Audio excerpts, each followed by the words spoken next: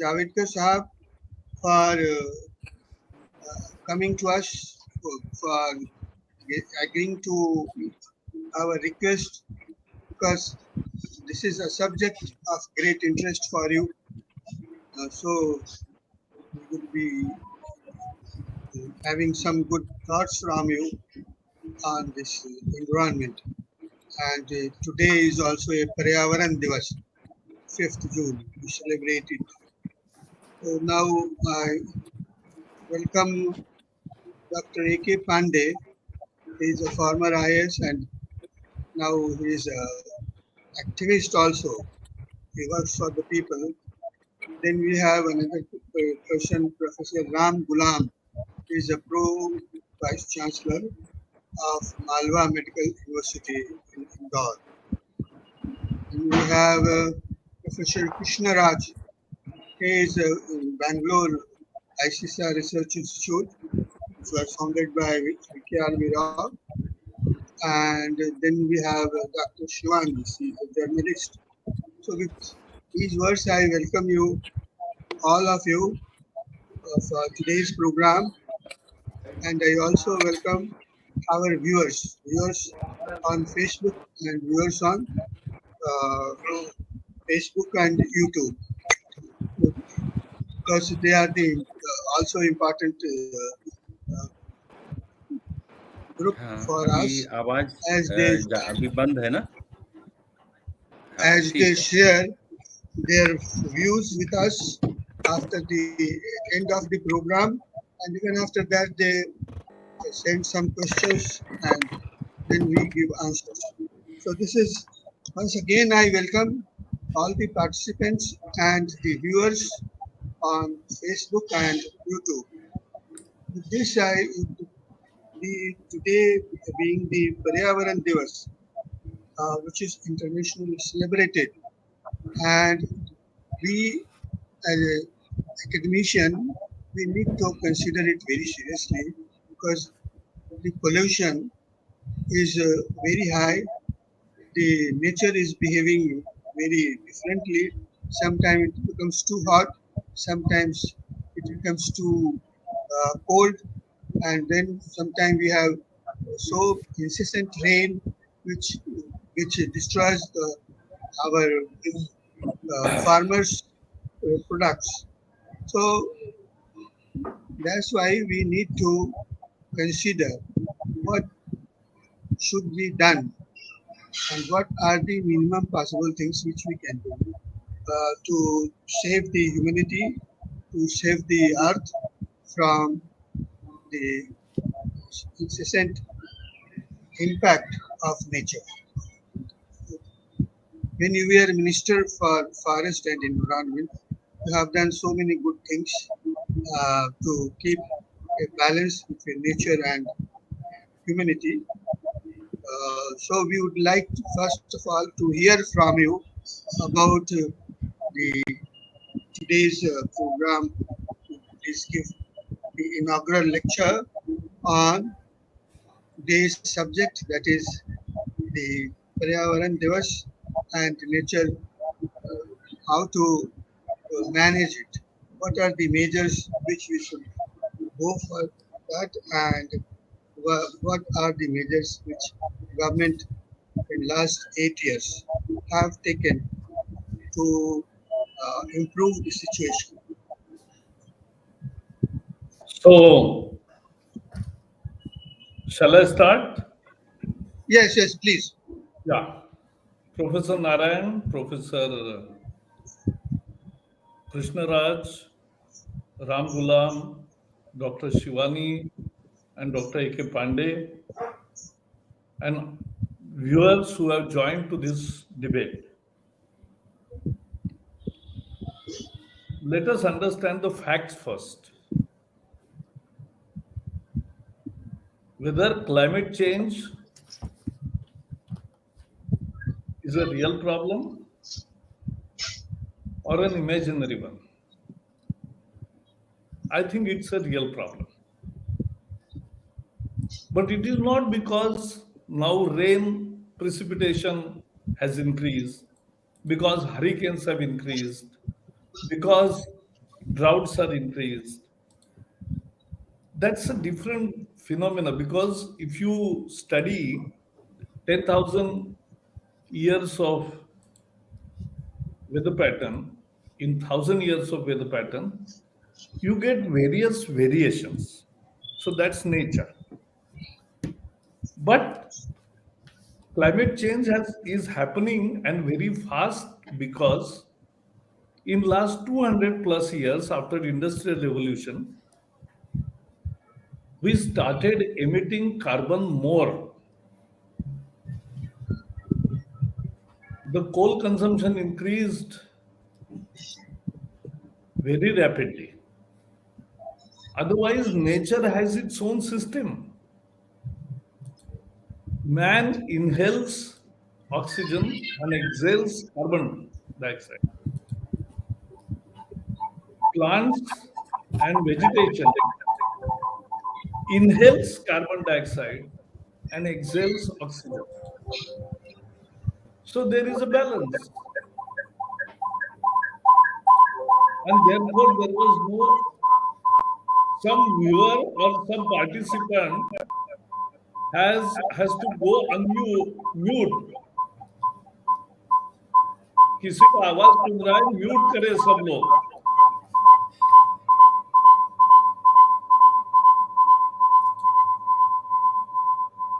सभी पार्टिसिपेंट्स अपना computer check करें और म्यूट करें. Okay, now we are good. So let us understand this, that today's climate change, that is 1.1% rise in temperature, कि किसी का कंप्यूटर अनम्यूट है, वो म्यूट करो. Also check who is the system manager, host,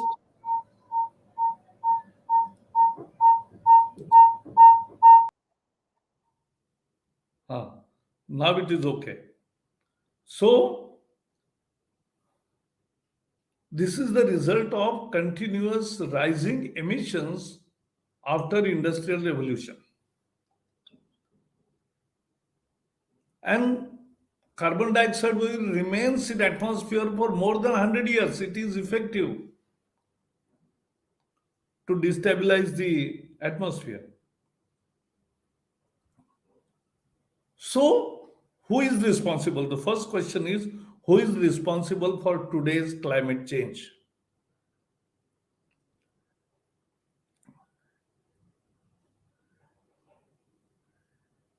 India had just 3% contribution to the historical emissions which are in the atmosphere. Only 3%. Though we have 18% of human population, our emission load is just 3% historically. China is 30%, Europe is 30%, America is 22%, and others very negligible. So we know who is the culprit. And therefore, the first principle is polluters must pay. And therefore, it was demand from all developing countries continuously for last 50 years that this is the result of the sin committed by the developed world. They have profited from carbon emissions. And therefore, now they must pay the cost of fighting and combating climate change. In 2009, two decisions were taken in Copenhagen. First, that emission cuts by developed countries will be too sharp and too fast, and at the same time they will contribute to the developing world's fight against climate change by giving $100 billion. This was to be new and additional finance. That was the agreement. 13 years after that, what has happened? We should have got more than $1 trillion, but not even $100 million have been given in these 13 years. And there has to be a affordable cost technology at affordable cost. Then only developing world will participate in this fight, because they are sufferers. Why developing world has to worry about? Because they are the sufferers. And therefore, these are the two basic issues in any climate change debate. And unfortunately and very squarely, the developed world has failed the world. Even in 1990, what was decided, in 2005, what was decided, the cut in emissions by developed world has not actually materialized. On this background, we are now debating this climate change in 2022. And what are actions of India, which is not responsible even in current emissions? India's contribution is just 6%. But still, we are doing a lot. In Paris, we committed that 40% of our energy capacity mix will be from renewable energy by 2030. And practically, we have achieved it in 2022, 8 years ahead of the target date. In 2014,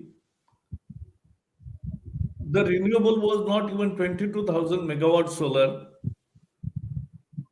Now it is nearly 1 lakh plus 80,000 plus megawatts, and more importantly, 1 lakh 36,000 megawatts of renewable energy.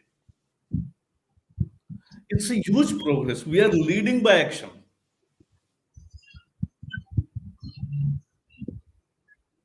We decided that our energy emission efficiency we will increase, and we will reduce our emission intensity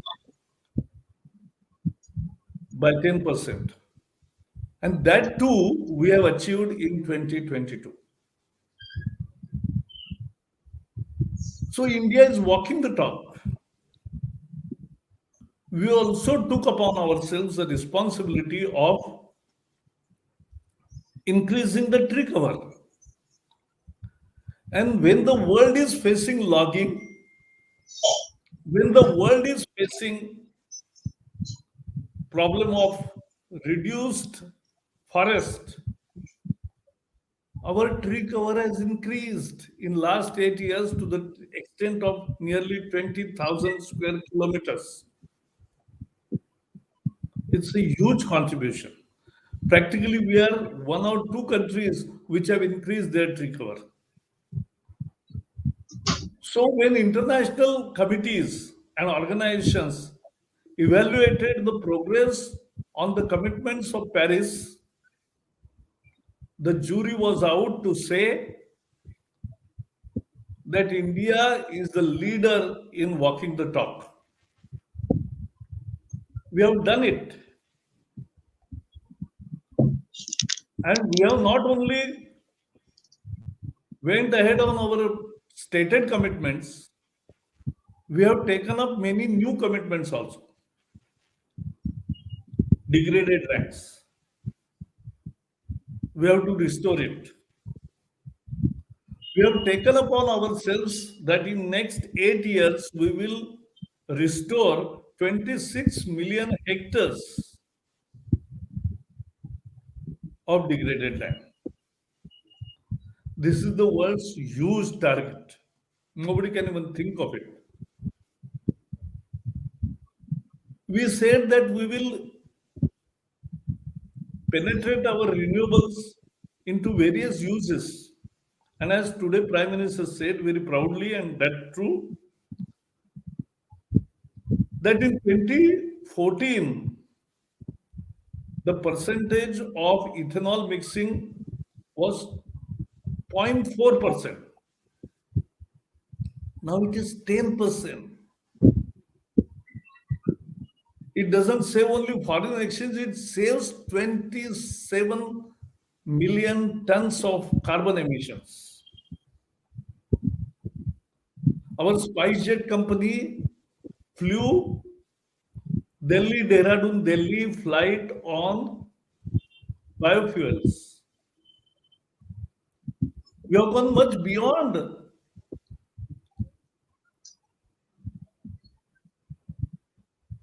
the solar energy only. Our wind energy has increased, our hybrid energies has increased, and the price per unit, which was 19 rupees when Farooq Abdullah was the minister of the ministry, now it is 2.5 rupees per unit. This is how scale operation gives you the benefit. But more importantly, we have also made significant advance in reducing the vehicular emissions. We have mandated that all the vehicles from 2021 will be 2020 will be BS6 compliant. We have avoided BS5, and now BS6 compliant vehicles are available, and the sale has increased. So it's a purely the international standard, and it will be reducing emissions to extent of 90% from vehicular pollution. We are building roads, railways, dedicated freight corridors, autoways, and metros. All are environmental friendly transport systems, mass transport systems. And the investment in Gati Shakti is more than 7 lakh crore. Every year we are incurring expenditure to the tune of 1 lakh rupees for next 5-6 years. Also, we'll continue to do that. So all this will result, as you know, waterways. We have not built rivers. Modi government has not built rivers. They were there, but nobody was using it. We have started building. Go from Banaras to Guwahati, and you will have in Patna and others also in the loop very soon, where the waterways transport will increase and reduce the emission always. Seaplanes we have started, and I'm very sure that within no time it will catch up like anything. That's environmental friendly. Then the dedicated freight corridor not only will move, already more than 1500 kilometers are in operation. By next year end, it will be practically complete. And it will reduce our logistic cost and time overrun, and will boost our exports, and still very environmental friendly. Metros in 27 cities. Do you know Delhi in 20 years has now 300 plus stations, 5 million daily commuters. How many vehicles are saved on roads because of this, and how much is the environmental friendly mass transport system? When Trump visited India, he said, how we can say that India is a developing country? It has much beautiful airports than America. It has more beautiful metros than America. Yes, fact. We started late, and therefore we have advantage of latest technology. But that's what is happening all over. We are also supplying in major cities BS6 fuel. This also reduces emission, but it doesn't come free. 86,000 crore of rupees in refineries and processes has led to this change from BS 3 to 4 and 4 to 6. All this reduces vehicular emissions. We have industrial emissions. But let me tell you what we did. We revised all industrial emission norms upward. So emission norms are now stricter, more stricter, and monitored better. We have put sensors on their chimney and discharge pipes. More than 5,000 polluting industries and emitting industries we are monitoring 24/7. And if they make fault for more than 1 week, action is initiated immediately. And therefore, there is a sea change in the very psychology of industries. And I held meeting of all industrials, and I was surprised to see that they have made their actions plans to be more energy efficient, more emission efficient, reduce their emission intensity, have more green, save water, save electricity, everything. And they want to be carbon neutral by 2050. So they have already prepared plan. It costs. In 2050, continuously to UN meetings, various meetings, we had levied first time the carbon tax of 400 rupees on per ton for coal production. When I narrated this to world leaders, they were astonished. They said, how people accepted it? I said, we have 35 parties in parliament, and this was unanimous decision. Because India's ethos is pro-environment. Probably we are the only country which worships animals, reptiles, birds, worships trees, and you must be knowing that in Rajasthan, the Vishnoi community, when the king 300 years ago ordered cutting the trees, they started the first Chipko movement. And 363 Vishnois gave their life to stop cutting of trees. This happens only in India. Our whole life and our practices, we don't waste neither food nor anything, any resources. We reuse them very often. Even our clothes are sun dried, not machine dried. This is our lifestyle. So India, and therefore Prime Minister in Paris emphasize on lifestyle. Now also when we are talking, he is like giving lecture to life. That is the lifestyle issues. And he said that India and developing world needs climate justice. And he also said that lifestyle, unless we change lifestyle, we cannot combat, because, as Gandhi was saying, that there is enough for the need of the people on this earth,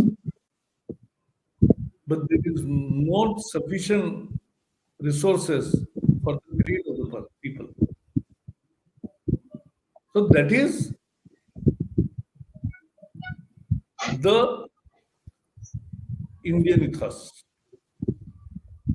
And therefore, Prime Minister Narendra Modi is leading from the front on this issue. He's committed. I've seen him. So greenery has increased by 20,000. The industrial emission has gone down.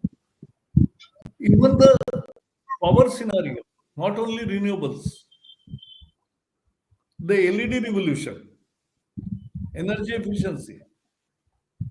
Government gives figure of 40, nearly 40 crore LED bulbs, but they are LED bulbs given at rupees 10 to the poor people. If we take into account what private people and companies and industries and businesses have purchased LED lighting in last 8 years, because earlier costs were prohibitive. 9 watt bulb used to cost 300, 350 rupees. We called all manufacturers, foreign and India, and told them that within 5 years we will have purchased 2 billion LED bulbs. Now tell us the real price. And now price is 70 rupees. This kind of bargain has never happened earlier. India has never seen such kind of bargain in the public interest. And today more than 2 billion, saving tremendous emissions. This is the action which India is taking.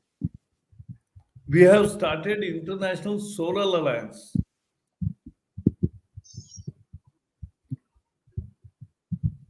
And we have also started Coalition for Disaster Resilient Infrastructure. Last month, when Prime Minister was in Denmark, he has started new strategic green alliance. And we have electric vehicle revolution underway. Now the waiting period for getting electrical vehicle is 6 months. And I'm very sure within 3, 4 years, we will see charging facilities also, and swapping policy will actually help people without wasting time using of electrical vehicles, result in zero emission vehicles, particularly in cities and elsewhere also. So we are walking the talk. And my appeal to all of you is to spread this real message. Because what I have narrated is all facts. And developed world has not done much. And though we are not responsible for this climate change, we are doing responsible things to mitigate the climate change. That is India, leading from the front. And when basic countries, when I first went to Paris, all my even ministerial colleagues said, oh, now we won't have basic unity because Brazil's position is very vulnerable. China is already compromised. The South Africa will not be with you. And we remain together. In Lima, we walked hand in hands in that final sessions. It created ripples in the conference. And that is why today India is not a naysayer. It used to be. I have seen it in Durban and many other places, or otherwise compromising. What Hillary Clinton has written in her book, that how Manmohan Singh in Copenhagen accepted the American line, compromising with India's stand, which was stated in Parliament. She was also surprised. That was how it used to happen, and that is how now it is happening. So this is New India, fully committed to green path and all aspects of environmental conservation.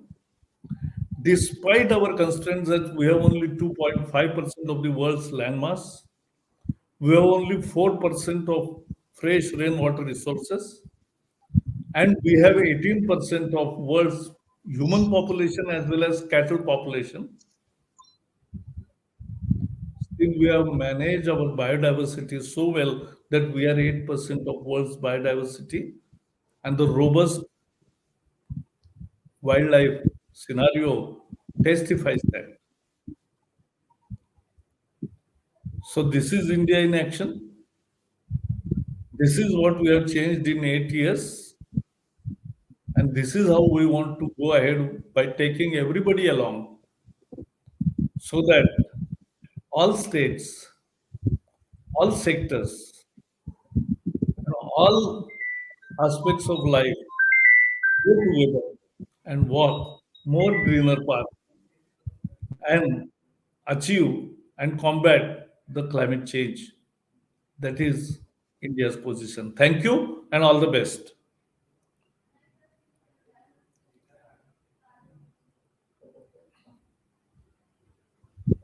The detail of the government which we are working for new efforts for making green India. Thank you very much. And we, in practice, we allow the questions at the end of the presentation by each experts. So I will request now Professor Krishna Rajji to present his views.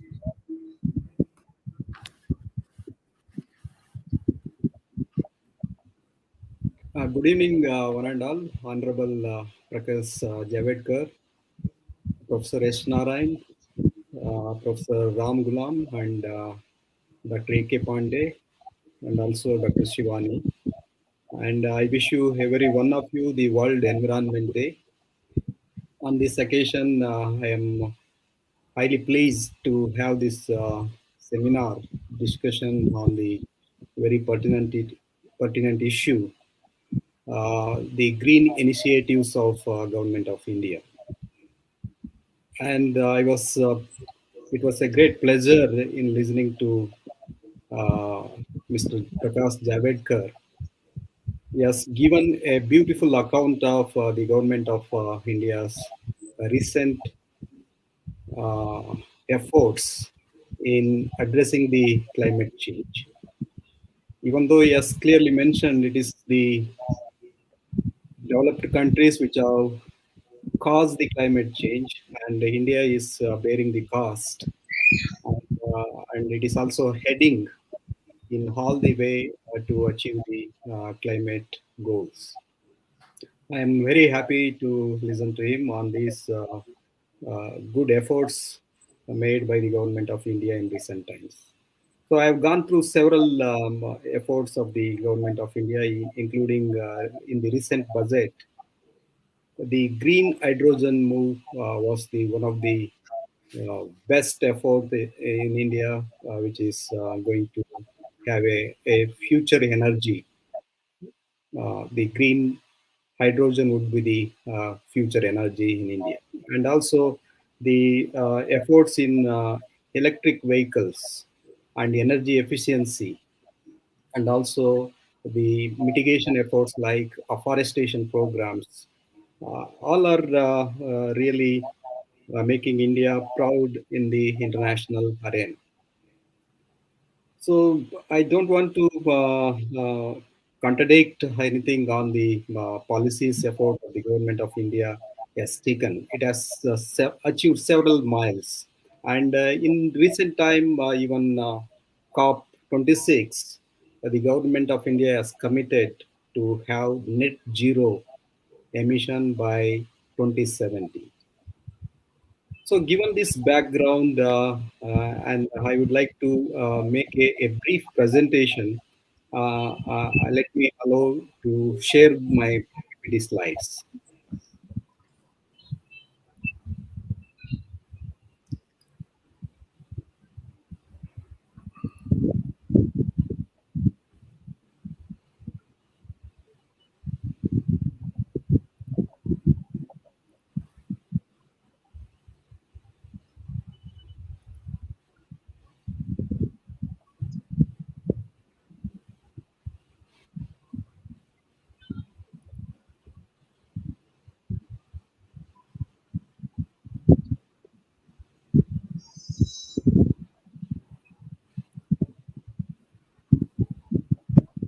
Hope it is the screen can be seen, Professor Narayan.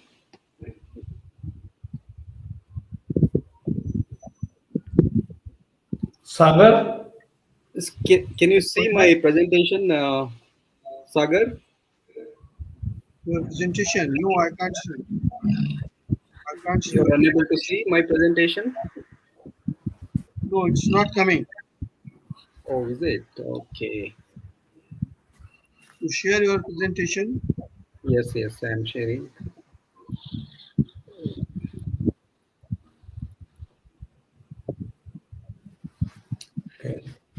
क्या कर रहे हो?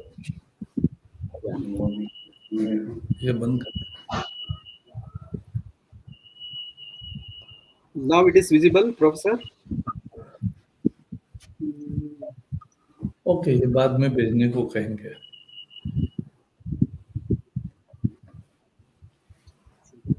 Professor Narayan, can you see my presentation right now? yes, I can see it. Now it has come. Yes, yes. Climate change Yeah, and yeah. Thank you. UNFCCC. So yes, already Mr. Prakash Javadkar mentioned the IPCC report AR6 assessment report 6 has already stated that the world is moving towards a dangerous path. We have witnessed already on an average of 1 degree Celsius increase in the temperature level, and by 2040 it will be predicted that 1.5 degrees Celsius of temperature will be increased, and by end of this 20th 21st century, there will be 2 degrees Celsius temperature will be increased. So this is so alarming, and this will cause especially the huge impact on developing countries, because the economic capabilities to address the climate change or overcome the climate change will be a harder, much harder. So therefore, there are suggestions to have alternative sources of energy and end coal, oil, and gas. And this is the world has to move in the direction of green energy path. So when it comes to the economic cost of climate change, the Stern Review 2007 observed that the economic cost of climate change are significant and capable of severely aggravating economic and environmental problems in poorer countries, because as I already mentioned, their economic capabilities to overcome in terms of mitigation and adaptation would be a greatest challenge. So, on the other hand, if you look at the path of economic development which is taking place under the era of liberalization, globalization, privatization, the world countries, not only India but also even you take America and other countries, they are moving in the directions of creating more income inequality and also more environmental problems we are going to face. So on the one hand, environmental costs are imposed on the developing countries and also the poor people. On the other hand, the income inequality is going to widen and widen every year. So this is a biggest concern. So given these two biggest problems the 21st century, the world countries are facing, how to address these two issues is a biggest challenge. Even though there are good number of government of India's initiative, they are helping in reducing the emissions of carbon dioxide and also afforestation programs that are helping mitigation of carbon dioxide. But still, there are several issues we need to address. Given the 60% of the people in India, they are dependent on agriculture sector because water scarcity is the major issue, and already agricultural yields are under stress, and increased wildfires are there, declining water resources are there. There are frequent severe droughts and floods, and heat waves are affecting the especially northern states. So, so climate change, even though it is originated basically from the consumption and production behavior of the Western countries, but the poor countries are certainly bearing the cost. I understand this issue. But the problem is that the whatever the promise they made in Kyoto Protocol and even after that Paris Agreement, 1 trillion US dollar support has to be extended to the poorer countries, including India, to fight against the climate change. But it has not materialized. Apart from that, the technology we need, including the EV technology and even green hydrogen technology and other important technology to achieve energy efficiency, that transfer of technology is also biggest issue. The developed countries still they are not sharing the new technology or backstop technology to India. So these are some of the major concerns. Under these constraints, the Indian government is working. But still, there are good number of programs. They are highly helpful. So, but the issue is that how to reduce this energy consumption, especially the coal, oil, and gas consumption, because India's needs are met by the other countries. We are importing almost 80 to 85% of the energy needs from the other countries. So, are there any alternative sources, energy sources available to these? But suddenly, the electricity, it is a big achievement we have made in terms of solar energy. Even Karnataka has the highest production of solar energy, solar parks we have, and but still our vehicles run on the fossil fuels. So even though there are efforts, EV efforts are there, but the EV efforts are very limited, and their success depends more on creating infrastructure for charging, and also the people mindsets would change from fossil fuel based vehicles to EV vehicles. Apart from that, now even EV vehicles are being questioned because they draw energy from the electricity produced by the coal or even other sources. So, given this and discharging of electric cells and electric batteries, it is going to be it is going to cause a lot of environmental problems in the future unless there are new technologies emerge to recharge these batteries. So these are the some of these challenges India is still facing, and as a result, the India's nearly 5 to 10% of the GDP has to go in the directions of addressing the climate change, even though the required support is not given by the developed countries as committed in various international fora. So you might have seen in the chart or bar diagram the emissions and also the increase in the global average temperature have a strong correlation. The red bar shows that after 1950s, the developmental activities took place after the Second World War that has made the world more carbon filled with the developmental activities have caused emission of carbon dioxide. So even today, the world is more dependent on coal, oil, and gas. Nearly 80% of these uh, uh, 80% of these sources still we are using on traditional energy sources. So uh, uh, given these circumstances, given these status, so the world certainly is not in a position to overcome the climate change. Climate change is going to be a great threat, especially for developing countries like India. Even though we have several efforts in overcoming the climate change. So certainly, I agree with Javed Saab for the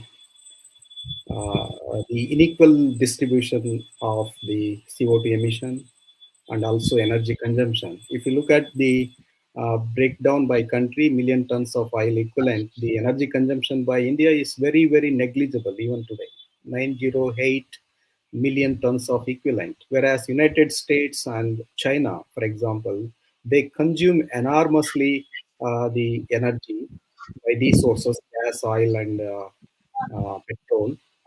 uh, they are emitting more than the India, but the India is at the international forum is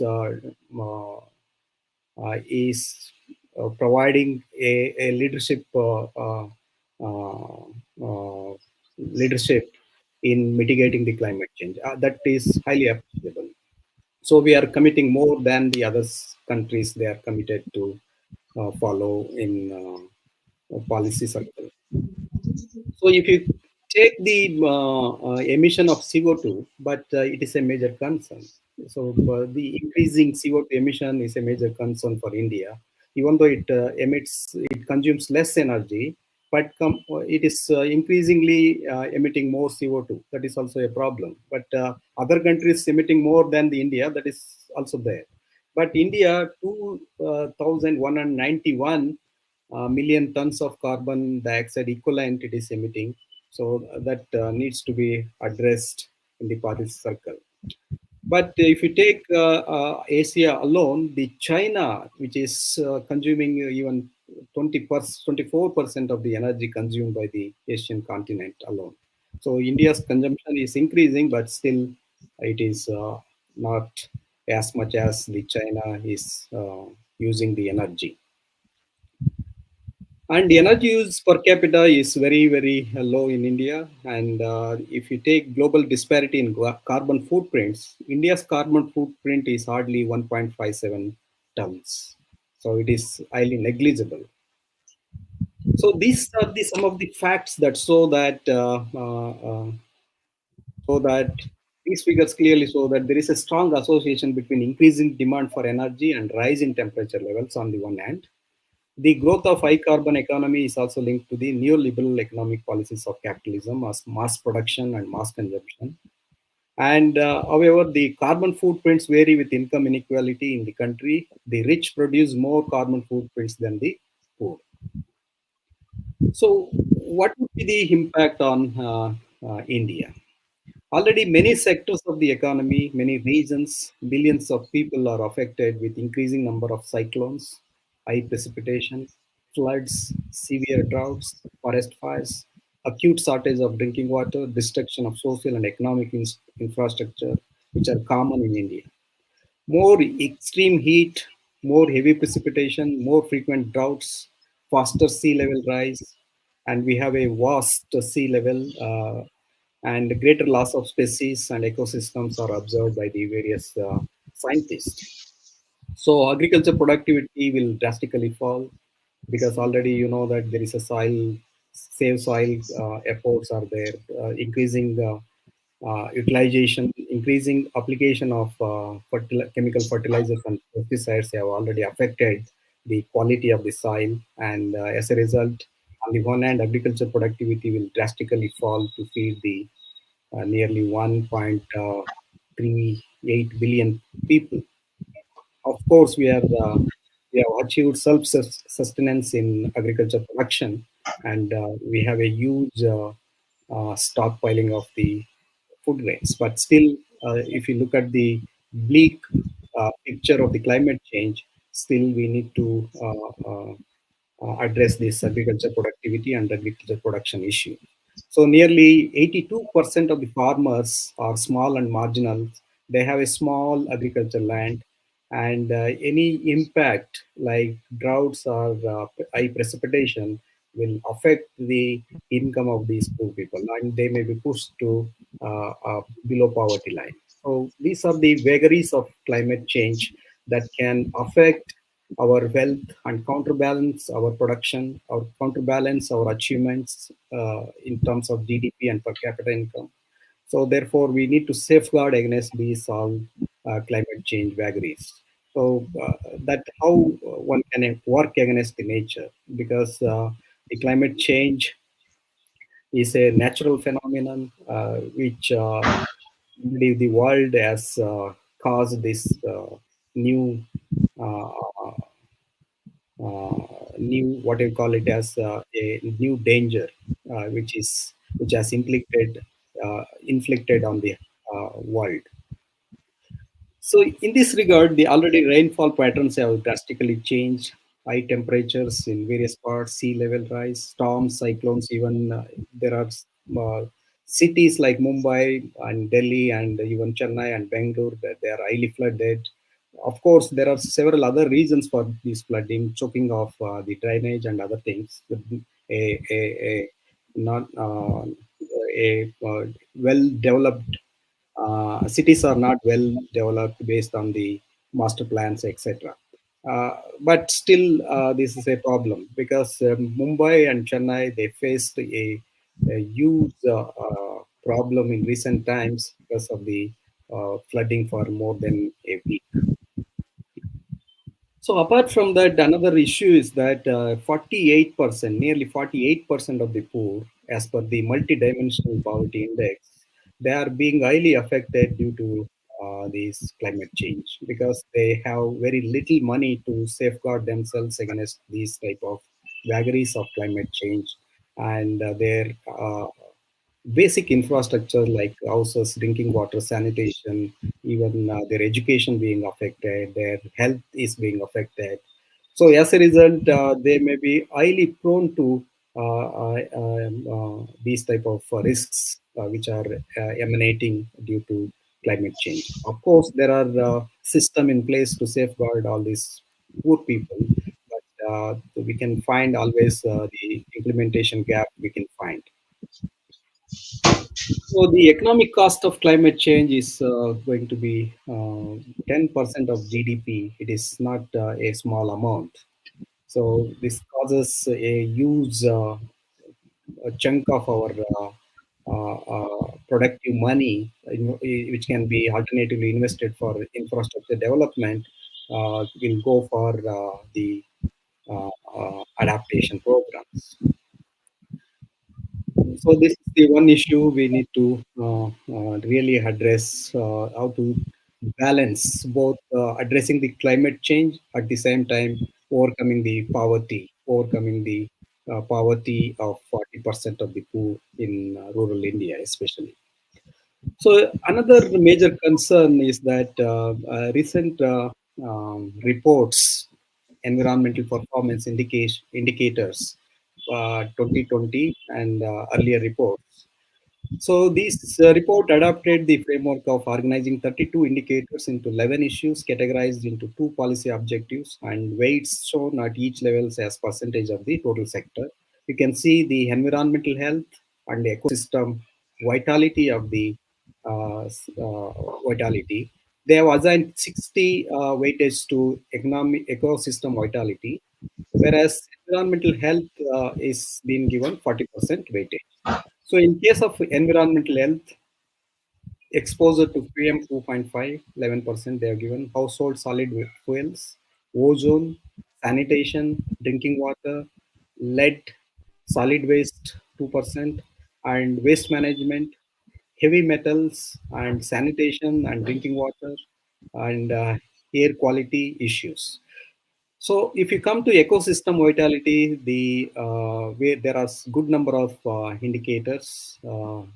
Among them, more importantly, climate change is given 24%, and water resources. Of course, the methodology they have adopted may be having some issues, but still, if you go by the international standards, India, if you look at the India's status, both in case of environmental health and ecosystem vitality, India is ranked 168th country out of 180.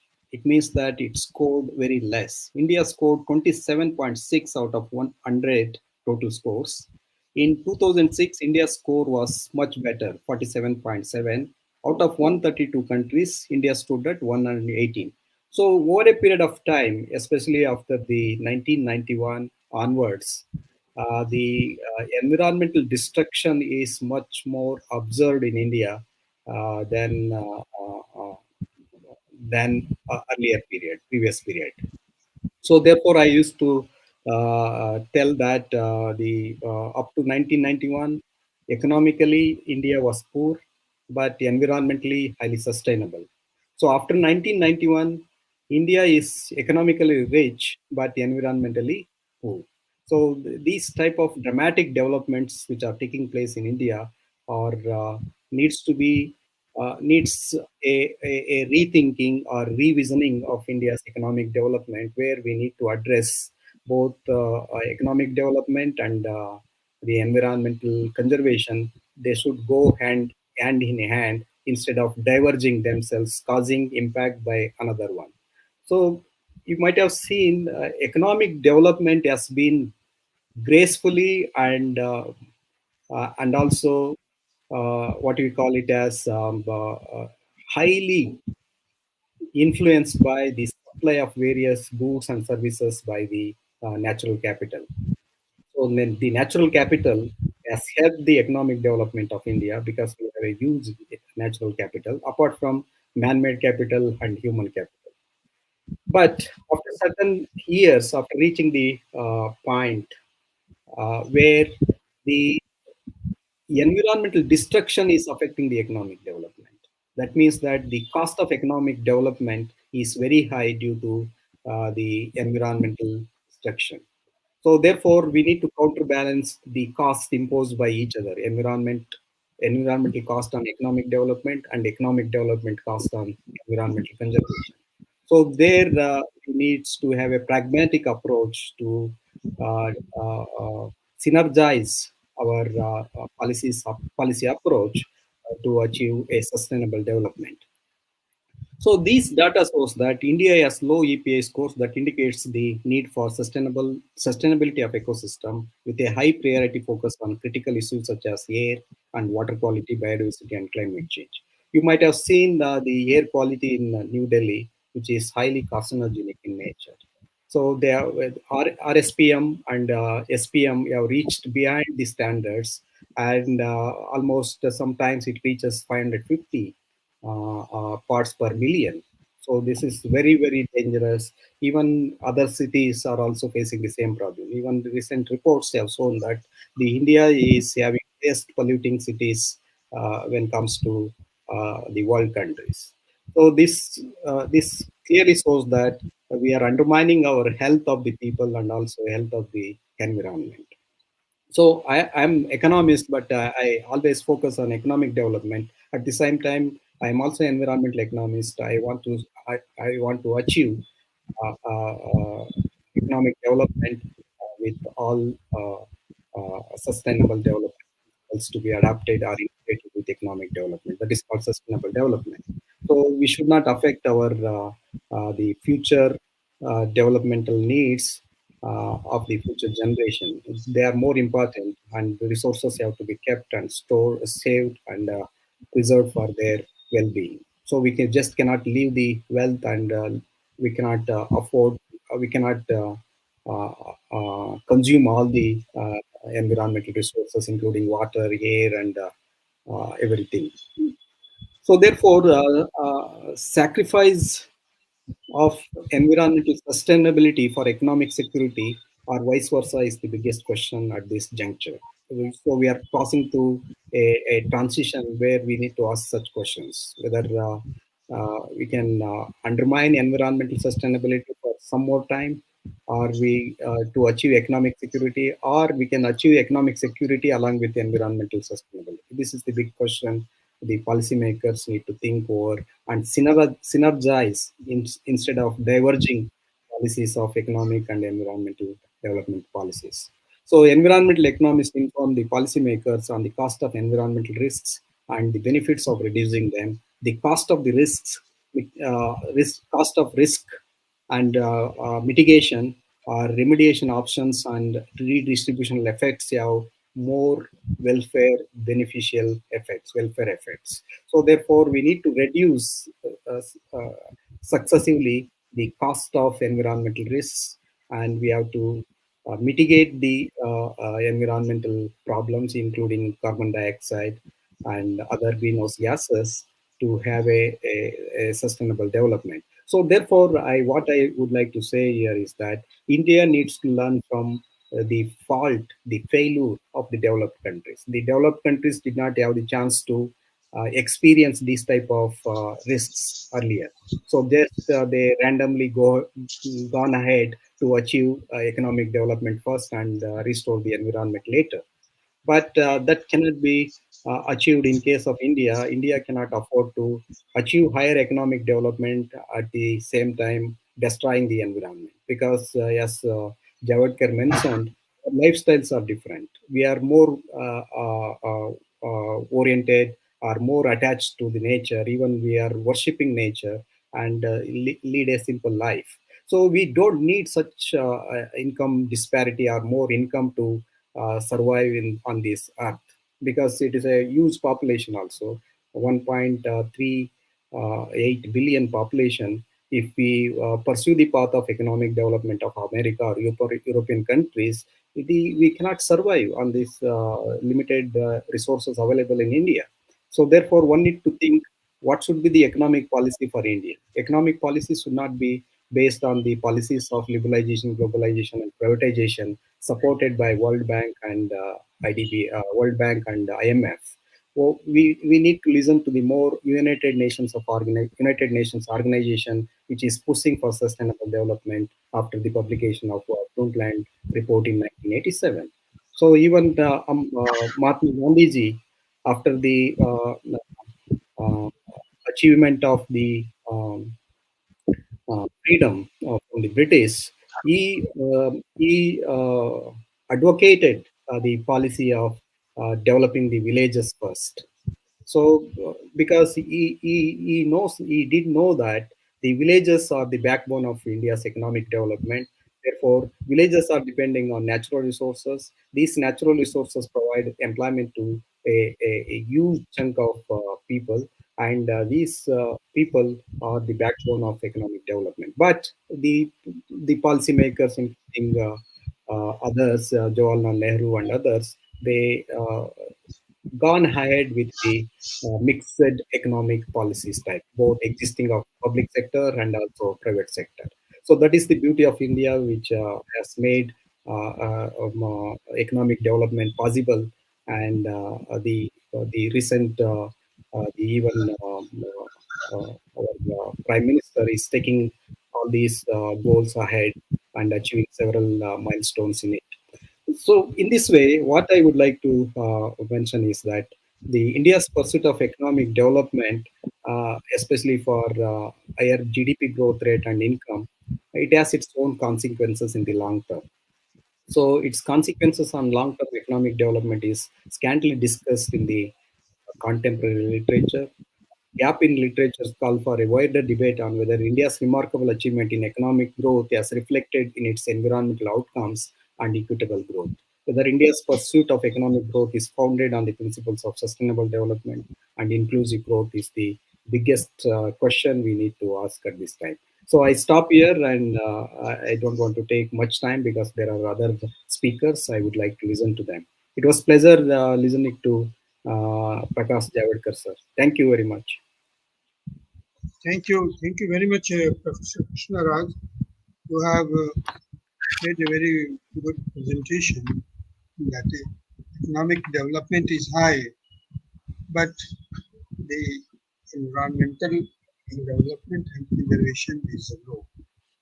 This is what which I have also written few years back in one of my books, Sustainable Development, based on the data from the tribal India and rural India.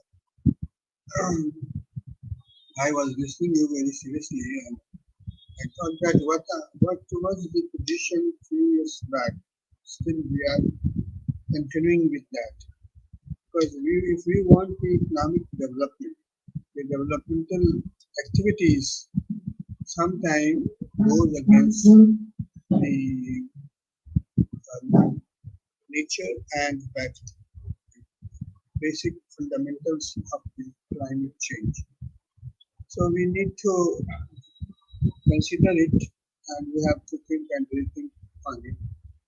I think that we will also call some policy persons from this UTIO and then we will discuss it again on the environmental issue, climate change issue, because the climate change concerns us in the whole country is more concerned with the climate change.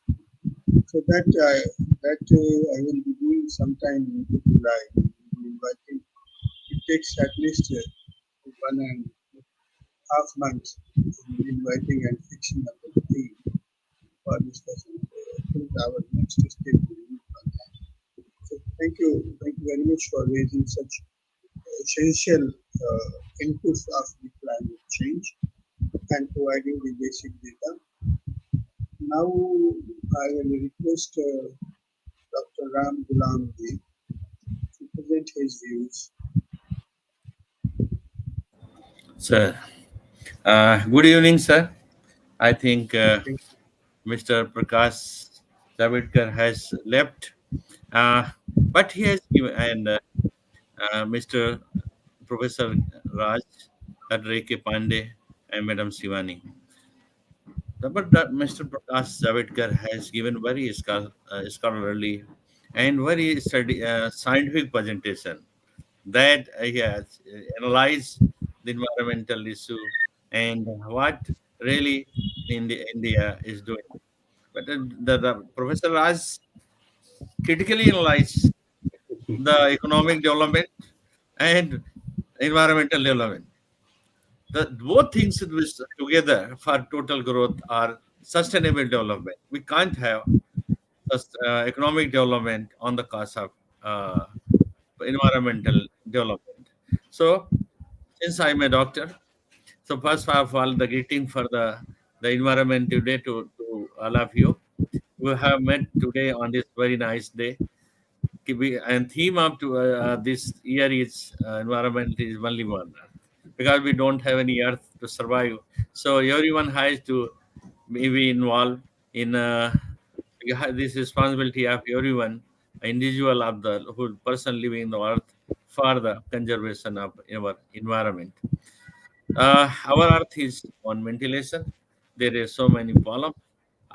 In fact, would like to ask certain question to Dr. Prakash, Mr. Prakash Javadkar ji, Mani, that one side we are having rapid industrialization, and it is on the cost of cutting down various green farms, cutting down various of the various jungles, and that if one side it is said that they are making bid uh, that various industries and various other such type of the things on the just taking out agricultural land. Large number of agricultural land is taking, and what will happen in near future? I am from Indore.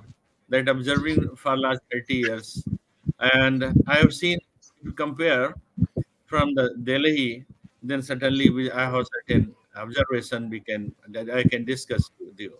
You see, the air pollution is such Delhi that is not well livable in the, you see, so that in winter summer winter seasons, so much fog is there that the children give a high the holidays, and the alternate number of the vehicle are being allowed to move on the cities. The here this is our cleanest city of India, and with this very green city. And I think that have that we have developed our habit. We, I think, it's environmental issues. We human being have to develop habit of keeping our cleanliness. Everyone has to think about. So I want the third is, what is why we are having so big industries. As Gandhiji said that we should have rural development, and Dr. Raj said we have, because we are not having environment with economic development can go with the environmental issue. So why not have suburb? Not why not to why to develop big cities? Indore now it is about 40 lakhs. It was about 20 years about it was just 30 years it was just 15 lakh population. It is now 45 lakhs.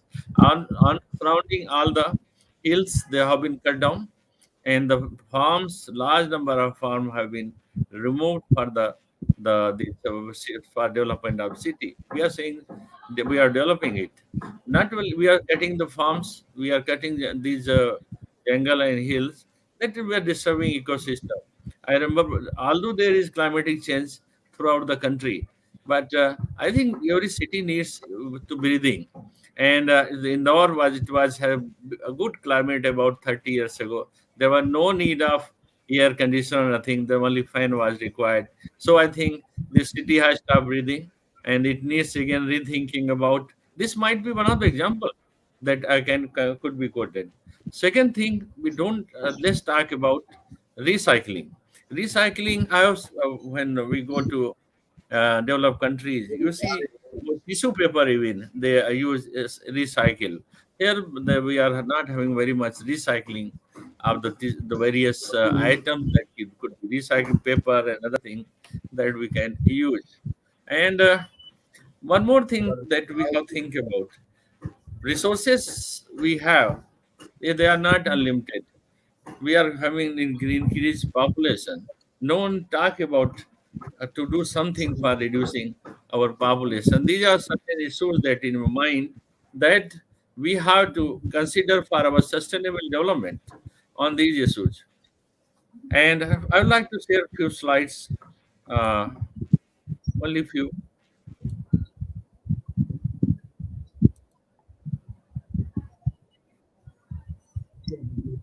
Yes,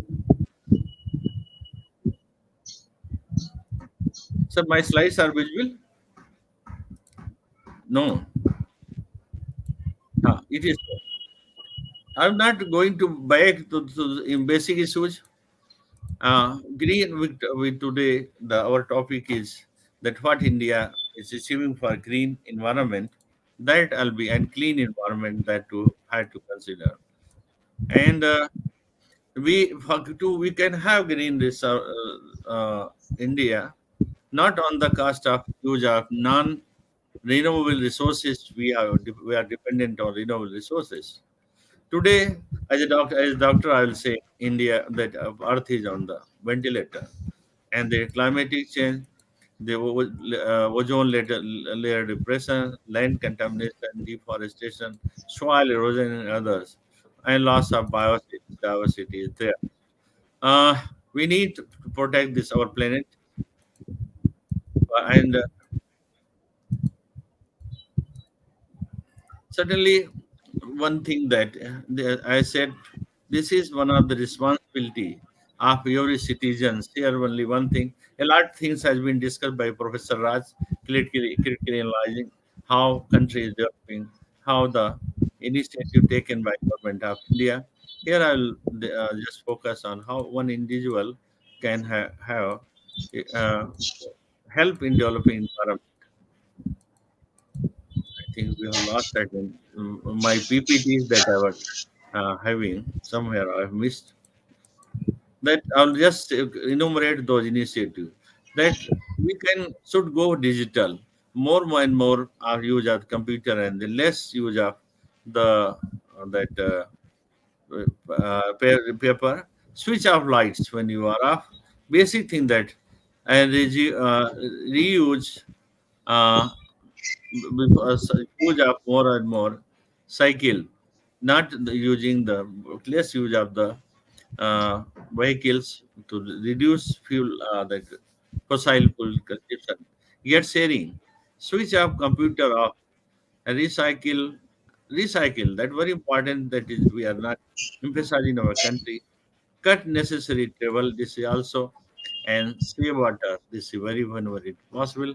Green commute and bring your own that lunch and from home, not to use that from the office because a lot of paper is being used. One more thing that we should stop using uh, that plastic. Ban of plastic is very important. That's very important.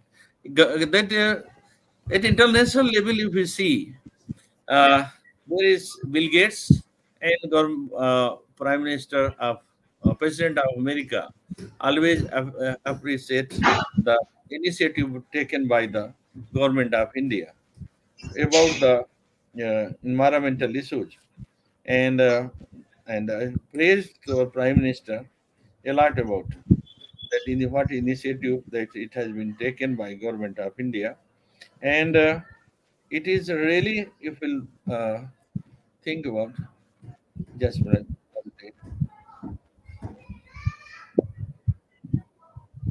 Certain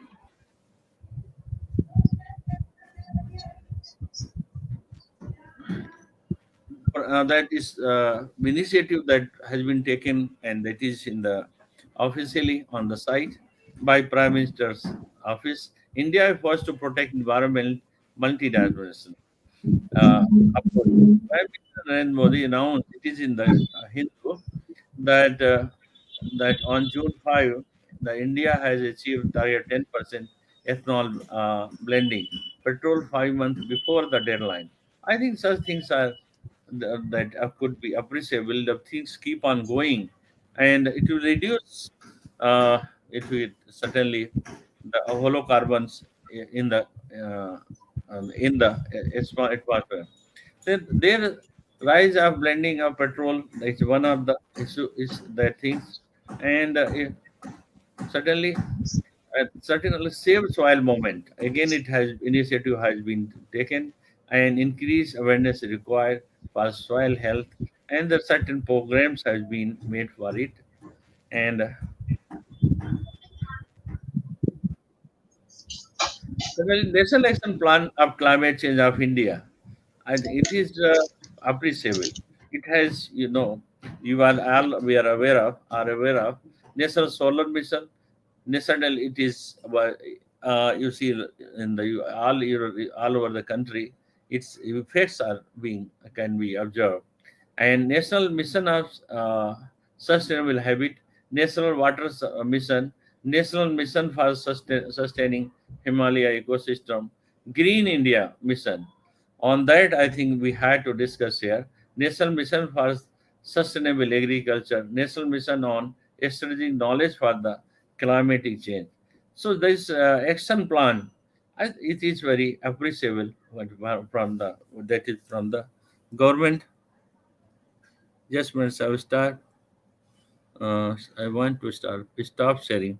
Just Green India Mission of India, that one of the 8 missions launched under the National Action Plan of Climatic Change.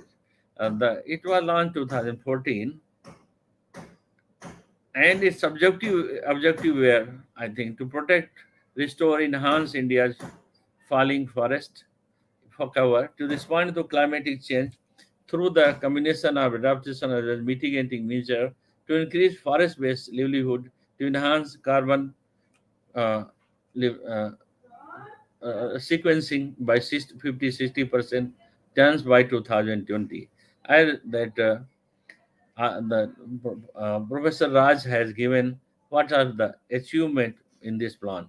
There are certain uh, financial allocation on that.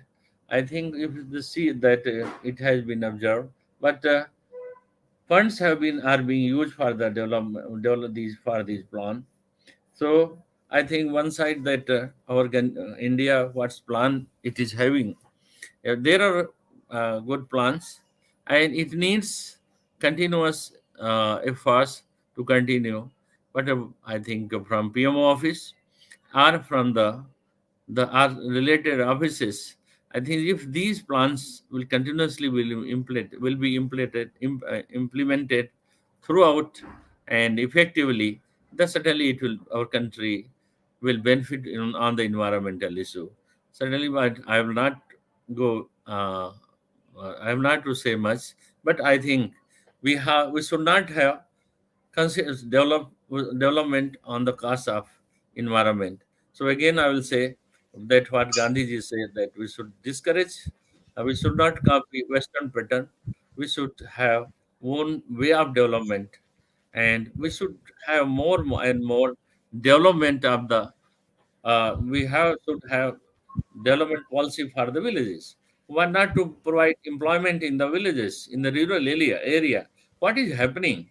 If because of non-employment, because of poor their economic condition, so large number of person move to city, and in the cities, what they have to, they add uh, in the person living poverty line in the slums.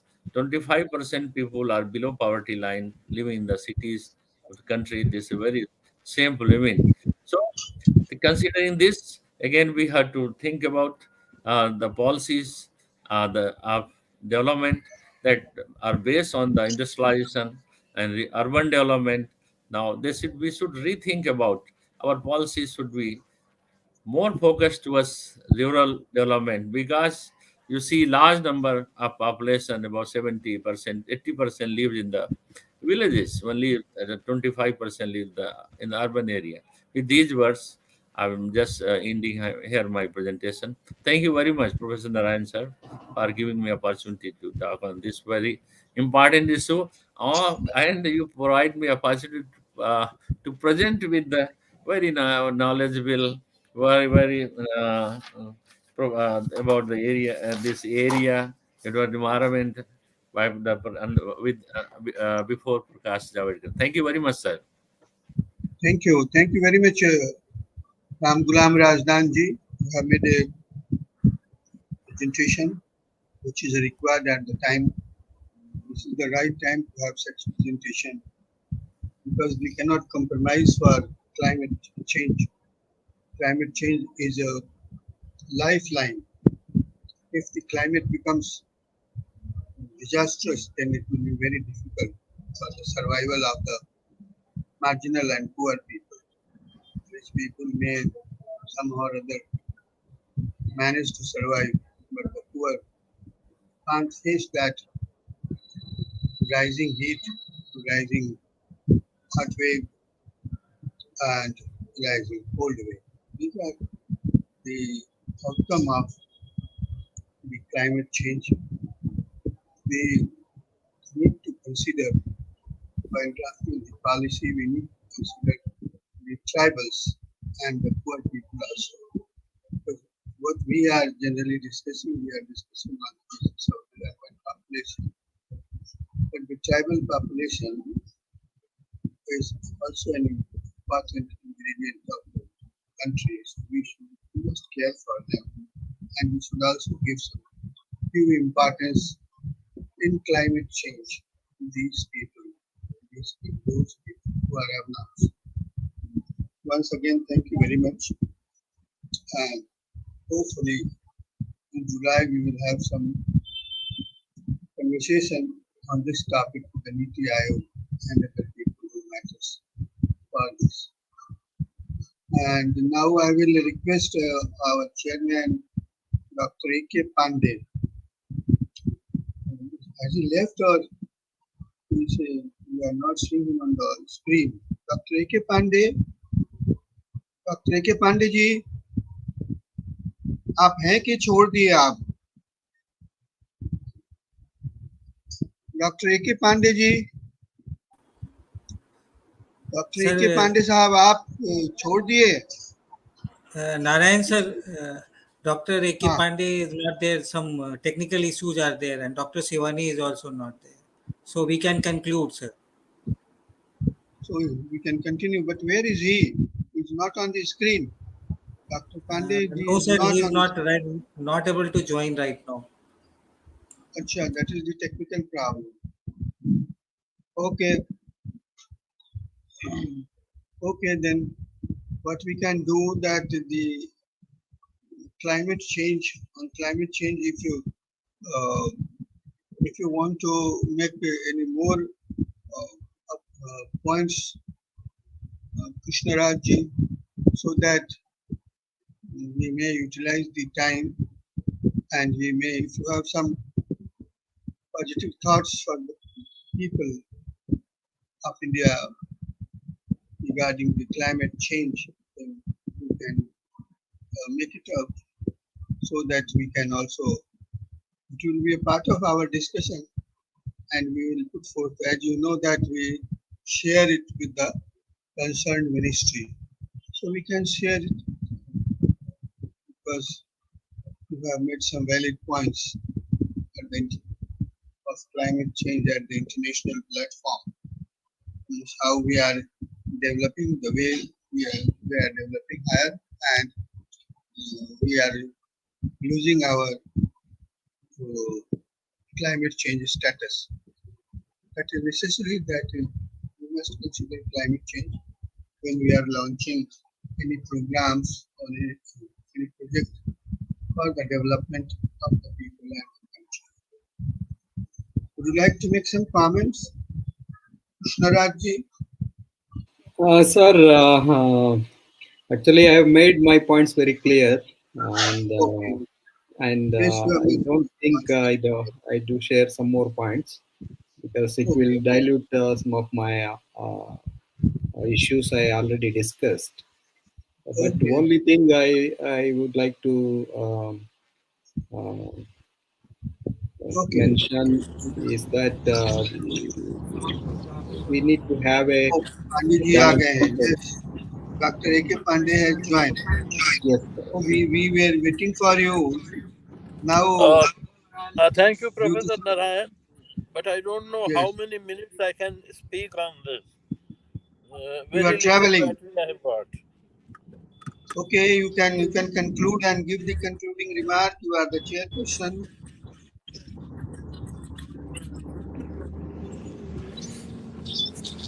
Okay, Can you hear me? friends, we have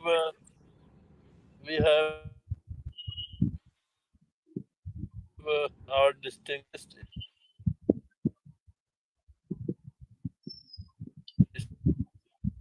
speaker towards better environment, and let me tell I was highly impressed by the presentation. That actually the picture which is normally painted by the negative people is not that negative, and India is in a sense leading the world towards cleaner environment. Our initiative, rickshaws, electric cars, is definitely going somewhere ahead of other places. Uh, in past, India economy had been nature friendly. That is without cutting much trees, without anything, and at a level at which the natural resources just are replenished whatever we use. But in British India, we have exploited the natural resources to a large extent. Up in the independent India, we have been very clear that we will proceed in a manner to conserve our resources. Pandit Nehru, in the very start of the our economy, started nuclear program, which can take at us long ways. While the water wheels were available in our hill areas, windmills were also not very uncommon there. So now we are going on a big way, and definitely eliminating coal from the prime mover source of energy is one of the steps we are going to take. It may take some time to able to shift to greener sources, that is solar energy, wind energy, and mm, and water hydraulic power sources. Mm, but the question I also ask, that those countries which are industrially developed, they are polluting more, while they are the first to point finger to us. So, on the World Forum also our figure that definitely we are ahead of those people in conserving the environment and towards a greener future. As I said, much can be said and discussed about a greener future, and this webinar has given a snapshot picture of efforts today which our government has taken, and to the extent we have succeeded in our project. Thank you, friends. Thank you very much for giving me an opportunity to speak on this subject. Thank you very much, Dr. Pandey, for your remarks. Now, I would like to request Dr. Shivani, to give vote of thanks. It seems that she has also left. All the parts, and especially the Javed Kashab, who came to this program on short notice, and Dr. and to Professor Krishnaraj ji, who always extends his support to Society for Empowerment in conducting a webinar, and otherwise he is always we totally depend on him on most of the things, most of the activities of the society. So I'm very much thankful to him for his support to the society and for his presentation of today on climate change. It's very thought provoking. And then to Gulam Raj Ganji, that he has also taken pain to make his presentation and his experiences of living in Indore from 40 years ago till now. So these are the things, and this topic, the theme, climate change, deserve our attention. We will be again organizing this kind of webinar in consultation with the Niti Aayog, and I'm sure that the experts and the members of the Niti Aayog will also participate in that webinar.